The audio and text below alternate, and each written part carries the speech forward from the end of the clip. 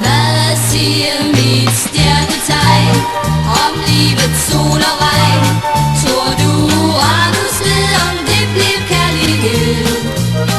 Men hvis nu Mars er bred, så går alt fremgang ned.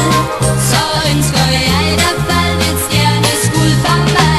La la la la la la la la la la la la la la la la la. For hvis nu Mars er bred, så går alt fremgang ned. Så ønsker jeg i hvert fald et stjerneskud for mig. Det var en gammel overtro, det mente folk engang. Nu ved man, det er videnskab om hele livets gang.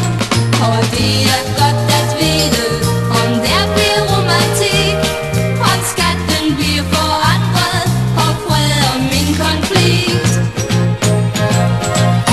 Hvad siger mit stjernetegn om livets sol og regn? Tror du Uranus ved, om det bliver kærlighed?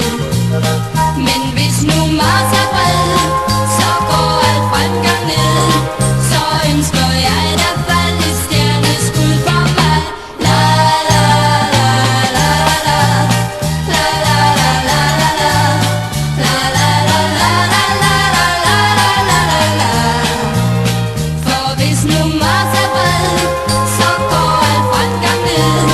Så ønsker jeg i hvert fald et stjerneskud for mig.